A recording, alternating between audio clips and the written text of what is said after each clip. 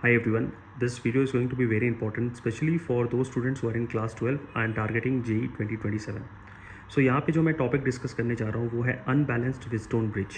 अब unbalanced Wheatstone bridge के जो क्वेश्चंस होते हैं मोस्टली उसमें जो स्टूडेंट्स हैं बहुत ज़्यादा स्ट्रगल करते हैं क्योंकि वो बहुत लेंदी क्वेश्चंस होते हैं। तो आज इस शॉर्ट वीडियो के थ्रू मैं आपको बताने जा रहा हूँ कि कैसे आप उस लेंदी क्वेश्चंस को अवॉइड करके आप बिल्कुल एक शॉर्ट ट्रिक अप्लाई कर सकते हो एंड विद इन 2 मिनट्स आप क्वेश्चंस को सॉल्व कर सकते हो।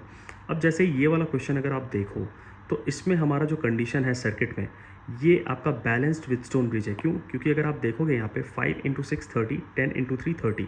सो अगर ये बैलेंस व्हीटस्टोन ब्रिज है तो बैलेंस व्हीटस्टोन ब्रिज के केस में अपन जानते हैं कि अपन क्या करेंगे कि ये जो 6 ओम वाला रेजिस्टर है इसको हटा देंगे। तो जैसे ही 6 ओम वाला रेजिस्टर हटाते हैं तो हमारे पास ये सर्किट बन जाता है। तो ईजिली आप इसका आर इक्विवेलेंट कैलकुलेट कर सकते हो।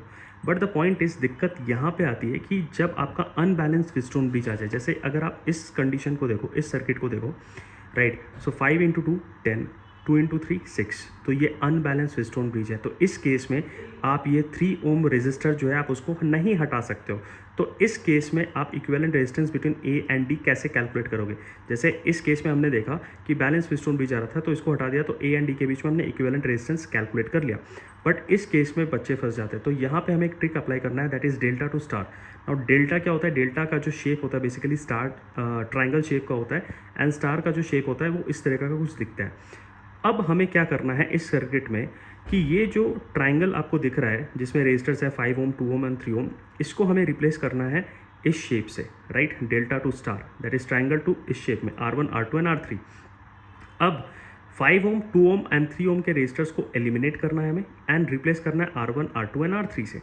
अब R1 का जो फॉर्मूला है वो क्या हो जाएगा? वो हो जाएगा R1 के जो आजू बाजू रेजिस्टर्स है 5 ohm and 2 ohm upon summation of all the resistors 5 ohm plus 2 ohm plus 3 ohm. Similarly R2 का फॉर्मूला क्या होगा? R2 के आजू बाजू रेजिस्टर्स कौन कौन से हैं? 5 ohm and 3 ohm upon 5 ohm plus 2 ohm plus 3 ohm. So इससे R2 भी निकल जाएगा। R3 का फॉर्मूला क्या होगा? R3 के आजू बाजू रेजिस्टर्स कौन कौन से हैं? 3 ohm and 2 ohm. So 3 × 2 upon summation of all this resistors, that is 5 plus 2 plus 3, that is 10। अब यहाँ से हमारे पास R1 आ गया, हमारे पास R2 आ गया, हमारे पास R3 आ गया।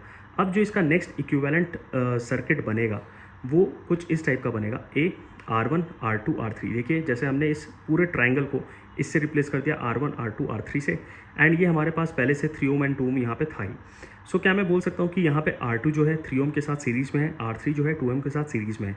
सो अगर ये दोनों सीरीज़ में है तो इन दोनों का आर इक्विवेलेंट निकाल सकता हूँ, इन दोनों का आर इक्विवेलेंट निकाल सकता हूँ। तो जो फाइनल सर्किट हमारे पास बनेगा, R1 का वैल्यू हमारे पास 1 ओम आया था, तो यहाँ से मैं देख सकता हूँ कि ये 4 ओम, अगर आप देखो यहाँ पे, सो जो ये फाइनल सर्किट डायग्राम बनेगा वो बनेगा 4.5 ओम एंड 2.6 ओम। ये दोनों आप क्या है? पैरेलल में। तो इसका net equivalent between A and D आप कैलकुलेट करोगे तो that is going to be 2.65 ohm. And this concept is very very helpful specially. और इससे आप देख सकते हो कोई भी स्टैंडर्ड बुक्स अगर आप लो, पाथफाइंडर या पियर्सन, आपको इस टाइप के क्वेश्चन मिल जाएंगे, एज वेल एज आपको JEE main plus advance point of view से भी बहुत इंपॉर्टेंट है। एंड ये सर्किटल फिजिक्स का one of the most important topic